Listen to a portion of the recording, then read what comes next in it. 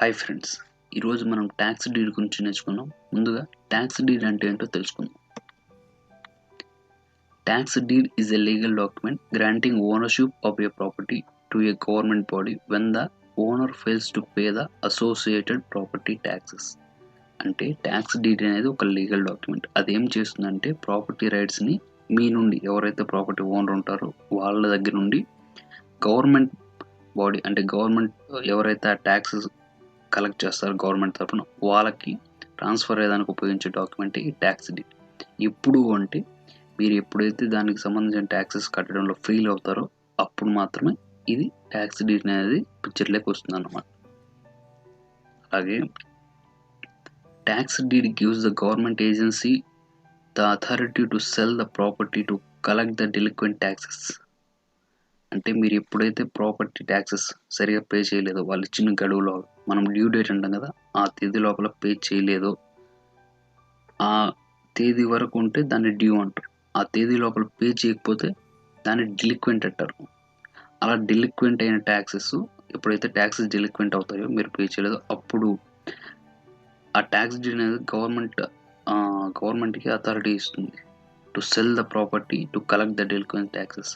అంటే ఏవైతే మీరు ప్రాపర్టీ ట్యాక్సెస్ పే చేయలేదో వాటిని ఆ ప్రాపర్టీని వేరే వాళ్ళకి అమ్మేసి వాళ్ళ ట్యాక్సెస్ వాళ్ళు తీసుకునే దానికి అథారిటీ ఇస్తుంది అనమాట ఈ ట్యాక్స్ డీడ్ అనేది.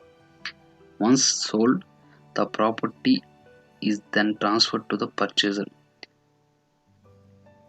ఎప్పుడైతే మీరు పే చేయలేదో అప్పుడు ఆ గవర్నమెంట్కి ఆ ట్యాక్స్ డీడ్ ద్వారా రైట్స్ ఉంటాయి కాబట్టి ఆ ప్రాపర్టీని వేరే వాళ్ళకు సేల్ చేస్తుంది.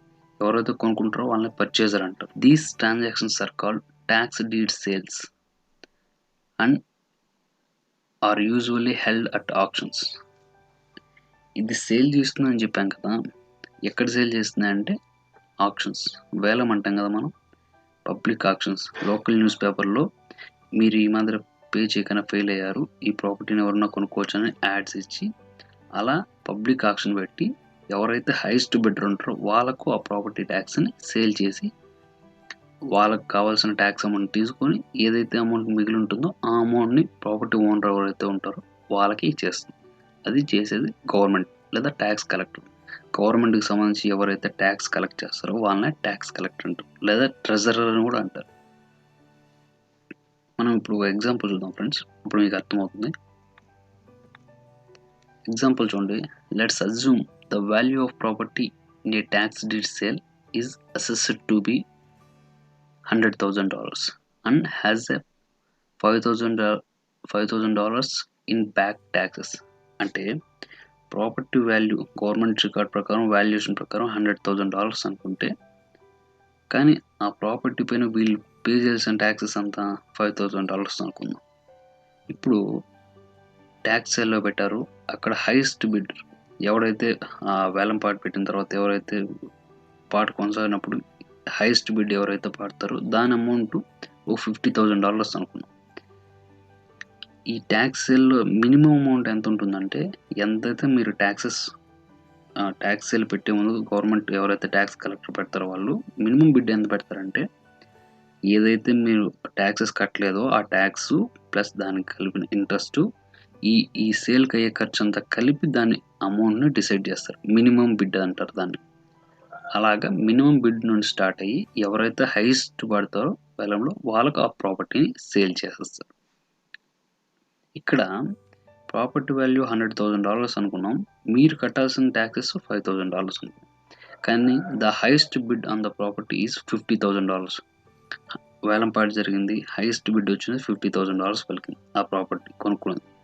The county will take $5,000 from the bid amount to cover the property taxes due and reminder will be paid to the original owner, that is $50,000. ఇందాక మనం చెప్పినట్టు ప్రాపర్టీ వాల్యూ $100,000, కానీ మీరు ట్యాక్స్ పే చేయలేదు కాబట్టి ఇది సేల్కి వెళ్ళింది. అక్కడ మీరు కట్టాల్సిన ట్యాక్స్ అంతా $5,000. ఒకవేళ ఈ సేల్కి వెళ్ళే ముందు మీకు ఒక నోటీస్ వస్తుంది. ఆ నోటీస్ లోపల మీరు కన్నా ట్యాక్స్ పే చేశాను ఒక ప్రాపర్టీ మీదే, మీరు రెస్పాండ్ అవ్వకపోతే మాత్రమే ఈ ట్యాక్స్ సేల్ అనేది జరుగుతుంది. మీరు రెస్పాండ్ అయిపోతే దాన్ని రిడిమ్షన్ అంటారు. ఏదైతే నోటీస్ వస్తుందో దానికి ట్యాక్స్ సర్టిఫికేట్ అని వస్తుంది, ట్యాక్స్ సేల్ సర్టిఫికేట్. దానికి redemption of tax sale certificate అని ఇంకొకటి వస్తుంది. మీరు ఒకవేళ పే చేసేస్తే వాళ్ళు చెప్పిన డేట్ లోపల అది పే చేస్తే అది రిడిమ్షన్ అయిపోతుంది. ఈ ట్యాక్స్ సేల్ అంతా అప్పుడు జరగదు. మీరు కట్టలేదు కాబట్టి ఇప్పుడు ఆక్షన్కి వెళ్ళింది. ఇప్పుడు మీ $100,000 వాల్యూ ఉన్న ప్రాపర్టీ $50,000కే సేల్ అయిపోతుంది. బిడ్లో ఎవరైతే ఎక్కువ పడితే వాళ్ళకి ఇచ్చేస్తున్నారు. అప్పుడు county will take $5,000 from the bid amount.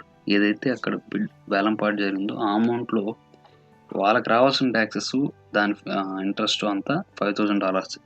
దాన్ని తీసుకొని మిగిలిన $45,000 ఎవరికి ఇచ్చేస్తారు అంటే property owner, original property owner ఉంటారు వాళ్ళకి ఇచ్చేస్తుంది కౌంటీ ట్యాక్స్ కలెక్టర్. అదే ఇక్కడ చెప్పారు చూడండి.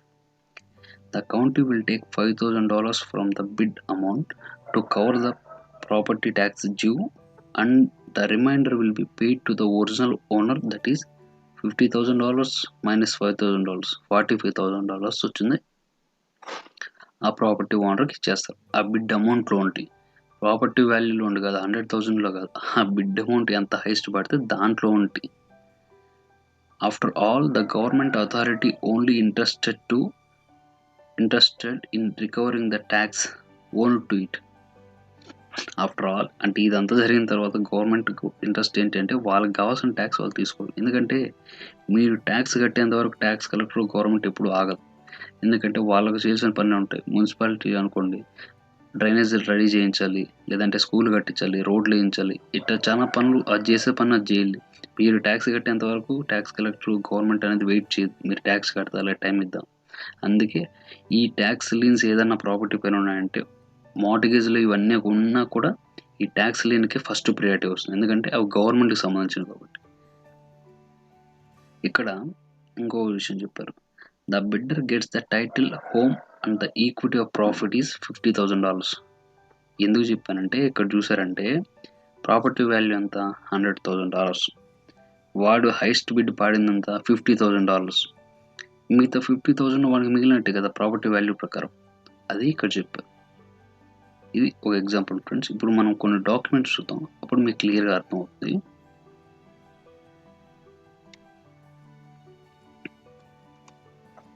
ఇది ఒక వారంటీ డీడ్ డాక్యుమెంట్ ఫ్రెండ్స్. ఇది ఎందుకు చూపిస్తున్నాను అంటే మీకు కన్వీనియన్స్ అర్థం కావాలి కాబట్టి, ఎవరి నుండి ఎవరికి ప్రాపర్టీ వెళ్ళింది, ఏ ప్రాపర్టీ వెళ్ళింది, దేనిపైన ట్యాక్స్ డీడ్ అనేది వచ్చిందని మీకు అర్థం కావడానికి చూపిస్తున్నాను. ఈ ఫస్ట్ నుండి ఇక్కడ చూడండి. ఫస్ట్ శాండ్రా అండ్ జెర్రీ వీళ్ళిద్దరు ప్రాపర్టీ ఓనర్స్. ఇక్కడ కాల్హోన్ అండ్ సెలీనా డిచ్ వీళ్ళిద్దరు గ్రాంటీస్, అంటే వీళ్ళిద్దరికి ప్రాపర్టీ వచ్చింది. ఏ property? Lots 4, 5, 6 in block D అని ఈ ప్రాపర్టీ వాళ్ళిద్దరికి వచ్చింది. ఎవరు ఇప్పుడు? Calhoun and Selina Ditch. First ఎప్పుడు వచ్చింది అంటే ఇది 2006లో వచ్చింది. 2/10/2006లో వచ్చింది.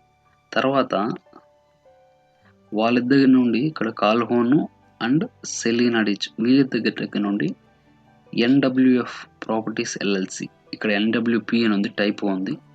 ప్రాపర్టీ చేంజ్ చేస్తే అప్పుడు మీకు కరెక్ట్గా అవుతుంది. ఎన్డబ్ల్యూఎఫ్ ప్రాపర్టీస్ ఎల్ఎల్సి అనే ఒక ఎంటిటీకి అదే ప్రాపర్టీ క్విట్ క్లెయిమ్ డీడ్ ద్వారా ట్రాన్స్ఫర్ అయింది. ఇది ఎప్పుడు జరిగిందంటే 6/8/2006. ఇది కూడా 2006. ఇది 2/10 అంటే February 10. కానీ ఇది జరిగింది June 8. వాళ్ళిద్దరి దగ్గర నుండి ఇప్పుడు ఎన్డబ్ల్యూఎఫ్ ప్రాపర్టీస్ ఎల్ఎల్సి అనే దానికి వచ్చింది. ఏ ప్రాపర్టీ అంటే ఇక్కడ మీరు కింద దాని డిస్క్రిప్షన్ ఉంటుంది. ఇక్కడ చూసుకుంటే లాట్స్ 4, 5, 6 బ్లాక్ ఇన్ఫర్మేషన్ ఇది. తర్వాత ఎన్డబ్ల్యూఎఫ్ ప్రాపర్టీస్ ఎల్ఎల్సికి వచ్చిన తర్వాత ఇక్కడ మళ్ళా February 5, 2015లో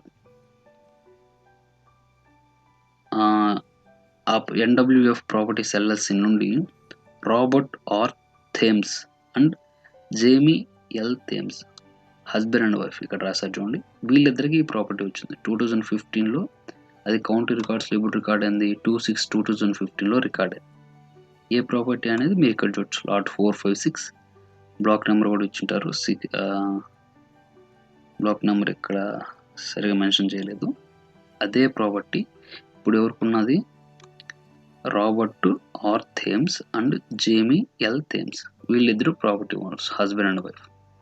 తర్వాత ఏం జరిగిందంటే వీళ్ళు 2015లో వచ్చిన తర్వాత ట్యాక్సెస్ ఒక సంవత్సరం బాగానే పే చేశారు. 2016 ట్యాక్సెస్ పే చేశారు. 2017 ట్యాక్సెస్ పే చేయడంలో ఫెయిల్ అయ్యారు. అది ఎలా తెలుస్తుంది మీకు అంటే గూగుల్లోకి వెళ్ళి ఇది ఆ ప్రాపర్టీ యొక్క ట్యాక్స్ హిస్టరీ.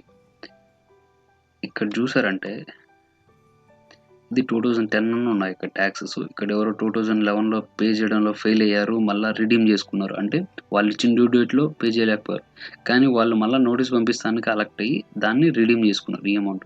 మళ్ళీ 2012, కానీ మన ప్రాపర్టీ ఓనర్కి ఎప్పుడు వచ్చింది? 2015 వచ్చింది. ఏ డీడ్ ప్రకారం? ఇక్కడున్న ఈ డీడ్ ప్రకారం 2015లో రాబర్ట్ థేమ్స్కి అండ్ జేమీ థేమ్స్కి ప్రాపర్టీ వచ్చింది. అప్పుడు 2015 నుంచి చూసుకున్నాం. 15లో వచ్చింది. 16 ట్యాక్సెస్ ఇక్కడ కరెక్ట్గా పే చేశారు. పెయిడ్ $146.22 పెయిడ్ చేశారు. దాని రిసిప్ట్ ఇక్కడ చూడండి. 2017, 18 అండ్ 19 దీన్నన్నిటికీ కలిపి ట్యాక్స్ డీడ్ అనేది ఉంది 2020లో.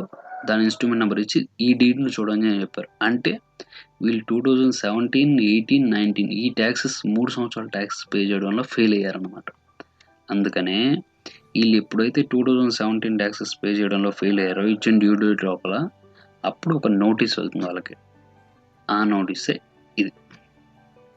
ఇక్కడ మీరు ఇక్కడ చదివారంటే అప్పుడు మీకు అర్థమవుతుంది. ఆ నోటీస్ అనేది ఇక్కడ మన దగ్గర లేదు, కానీ మనకి ఇది రికార్డ్స్లో దొరికింది. ఇది notice of application for the tax deed. అంటే ఎవరైతే లీన్ హోల్డర్ ఉంటారో 2018, కానీ ఇది రికార్డ్ అయినది వచ్చిందే 2007-29, 2020లో. కానీ ఇది ఎప్పుడు వచ్చి ఉంటుంది అంటే, ఎప్పుడు వీళ్ళకి ఇచ్చి ఉంటారంటే, ఎప్పుడైతే వీళ్ళు 2017 ట్యాక్సెస్ వీళ్ళు పే చేయడం అంటే మర్చిపోయారో లేదా పే చేయలేదో అప్పుడు ట్యాక్స్ సేల్ అనేది ఒకటి జరుగుతుంది.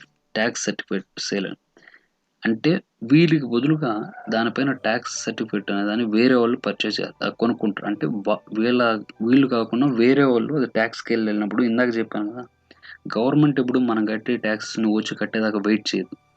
అందుకోసం అది ట్యాక్స్ సేల్ సర్టిఫికేట్ పెట్టినప్పుడు ఆ సర్టిఫికేట్ని ట్యాక్స్ సేల్ అనేది ఒకటి జరుగుతుంది. అప్పుడు వీళ్ళు కాకుండా వేరే వాళ్ళు దాని రైట్స్ని వాళ్ళు వేరే వాళ్ళు కొనుక్కుని ఆ గవర్నమెంట్ కట్టాల్సిన ట్యాక్సెస్ వాళ్ళు కట్టేస్తారు ఆ సంవత్సరానికి. వాళ్ళకేం లాభం అంటే, మీరు కట్టాల్సిన ట్యాక్స్ మీరు తిరిగి ఆ ట్యాక్స్ సేల్ సర్టిఫికేట్ మీరు తీసుకోవాలంటే ట్యాక్స్ సేల్ సర్టిఫికేట్ని వాళ్ళు కొనుక్కున్నారు కదా ఆల్రెడీ దానిపైన రైట్స్ని, దాన్ని మీకు కావాలంటే వాళ్ళు కట్టిన అమౌంట్ ప్లస్ ఇంట్రెస్ట్ దానికి సంబంధించిన అంతా కడితేనే వాళ్ళు తిరిగి మీకు దాన్ని ఇస్తారు. అలాగా 2018 ట్యాక్సెస్ ఇక్కడ బఫెలో బిల్ ఎల్ఎల్సి ఈ కంపెనీ అనేది, ఈ ఎంటిటీ అనేది ఆ 2018 ట్యాక్సెస్ని 17 ట్యాక్సెస్ పే చేసింది. ఇక్కడ వీళ్ళు ఫెయిల్ అయింది అదే కదా. ఇక్కడ 2017 ట్యాక్సెస్ పే చేయడంలో ఫెయిల్ అయ్యారు. అప్పుడు ఈ కంపెనీ ఈ ఆల్వో బిల్ అదేదో కరెక్ట్గా నాకు ప్రొనౌన్సియేషన్ రావడం లేదు, బిల్ ఎల్ఎల్సి ఇది వచ్చింది ఆ ట్యాక్స్ సర్టిఫికేట్ని తీసుకున్నది. ఇక్కడ చూసారంటే అదే ఇక్కడ రాశారు. Buffalo Bill LLC the holder of the following certificate has been filed says certificate for the tax deed issued there on. ఆ సంవత్సరం ట్యాక్స్ నుంచి వాళ్ళు పే చేశారు. తర్వాత ఆ సర్టిఫికేట్ హోల్డర్ వాళ్ళు అయ్యారు 2018 సర్టిఫికేట్ హోల్డర్.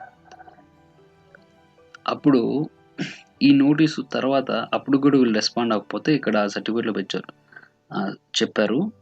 ఎవరు ఓనర్స్ ఎవరు అంటే Robert R Thames and Jamie L Thames, వీళ్ళిద్దరు ప్రాపర్టీ ఓనర్స్. కానీ ట్యాక్స్ పే చేసింది ఎవరు ఇస్తుందంటే బఫెలో బిల్ ఎల్ఎల్సి. ఈ సర్టిఫికేట్ హోల్డర్ ఎవరు అంటే అది ఇక్కడ సర్టిఫికేట్ హోల్డర్ అన్నారంటే ఆ ట్యాక్స్ సర్టిఫికేట్ని ఈ ఎంటిటీ అనేది పర్చేస్ చేసింది ఆ సంవత్సరానికి సంబంధించి. Unless set certificate shall be redeemed according to law. ఆ సర్టిఫికేట్ మీరు రిడీమ్ చేసుకోకపోతే, ఎవరైతే దీన్ని ఈ ఎంటిటీ తీసుకుంది కదా వాళ్ళకు ఆ అమౌంట్ చెల్లించి తీసుకోకపోతే, ఆ సర్టిఫికేట్ని తిరిగి బ్యాక్ తీసుకోకపోతే, unless said certificate shall be redeemed according to law, the property described in such certificate is ఆ సర్టిఫికేట్లో ఏ ప్రాపర్టీ అయితే మెన్షన్ చేస్తున్నారో ఆ property shall be sold to the highest bidder on October 13, 2020 10 AM. ఆ సర్టిఫికేట్లో ఏ ప్రాపర్టీ అయితే mention చేస్తున్నారో వాళ్ళు ట్యాక్స్ లీన్ సర్టిఫికేట్ ఎవరో తీసుకున్నారో ఆ ఎంటిటీలో ఆ సర్టిఫికేట్లో మెన్షన్ చేసిన ప్రాపర్టీకి సంబంధించిన ట్యాక్స్ పే చేయకపోతే, రిడీమ్ చేసుకోకపోతే, వాళ్ళు ఆల్రెడీ కొనుక్కున్నారు. రిడీమ్ అంటే మన బదులు వేరే వాళ్ళు కట్టి వాళ్ళు సొంతం చేసుకున్నారు, దాన్ని తిరిగి తీసుకున్న దాన్ని రిడెంప్షన్ అంటారు.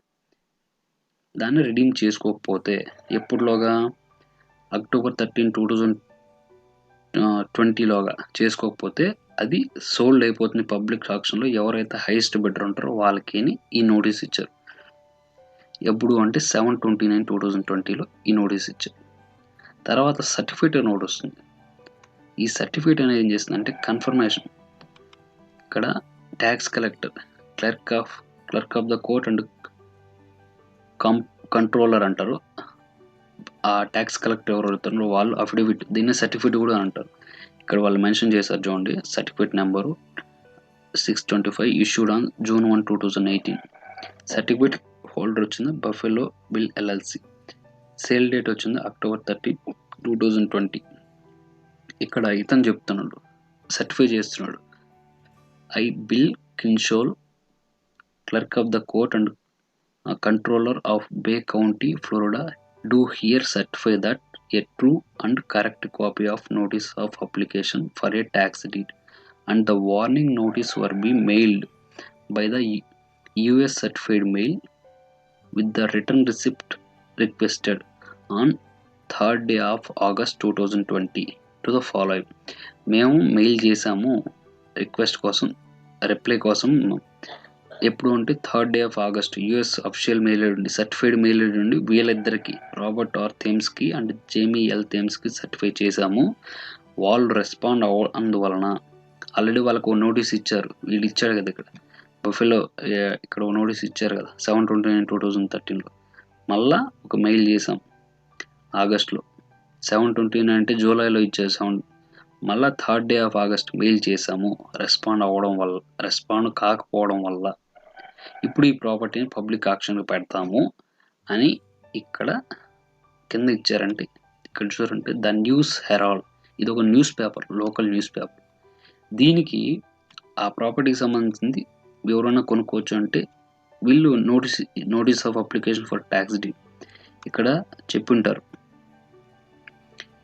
ఇవి పబ్లిక్ న్యూస్ పేపర్లో పబ్లిష్ చేయండి, ఈ మాదిరి ప్రాపర్టీ ట్యాక్స్ డీడ్ సేల్కి వచ్చింది అని. ఎప్పుడు పబ్లిష్ చేయమంది? August 5, 12, 1926 ఈ 4 days పబ్లిష్ చేయమంది. వీళ్ళకి నోటీస్ ఎప్పుడు ఇచ్చింది? ఒక మెయిల్ కూడా చేసింది. ఎప్పుడు అంటే 3rd day of, ఇక్కడ చూసారు కదా 3rd day of August 2020లో. వాళ్ళు రెస్పాండ్ అవ్వకపోయేసరికి 3rd day అంటే August 3rd రెస్పాండ్ అవ్వలేదు. అప్పుడు August 5, 12, 1926 ఈ 4 daysలో పబ్లిష్ చేయండి, ఈ మాదిరి ప్రాపర్టీ ట్యాక్స్ సేల్ వచ్చిందని. ఎవరు హైయెస్ట్ బిడ్డర్ వస్తే అలాగే ఆ డీటెయిల్స్ కూడా ఇక్కడ చెప్పుంటారు, అది ఎప్పుడు జరుగుతుంది అని. ఇక్కడ చూసారంటే ఇక్కడ చూడండి, there are unpaid taxes on the property which is you own to have the legal interest. The property will be sold to the public auction at the Bay County Courthouse, 300 East 4th Street, Panama City, Florida 32401 at north end of the highway in front of room 101 at 10 AM on 13th day of October 2020. ఏ ప్లేస్లో ఈ auction జరిగింది అనే information కూడా ఆ local news పేపర్లో publish చేస్తారు. దాన్ని చూసి ఎవరైతే వచ్చి ఈ ట్యాక్స్ డీడ్ని కొనుక్కుంటారో ఆ ప్రాపర్టీ వాళ్ళకి సొంతం అవుతుంది. అలాగే ఈ ట్యాక్స్ డీడ్ అనేది జరిగింది. ఇది లాస్ట్. వాళ్ళు అప్పుడు పే చేయలేదు, ఆ ప్రాపర్టీ వచ్చింది, సేల్ అయిపోయింది. ఇక్కడ మెన్షన్ చేసి ఉంటారు ఎవరైతే ప్రాపర్టీ కౌంటీ ట్యాక్స్ కలెక్టర్ ఉంటారో వాళ్ళు ఆ ప్రాపర్టీని సేల్ చేసేసి the following tax sale certificate number 625 issued on 1st day of June 2018 was filed in the office of tax collector of the county and application made for the issuance of tax deed.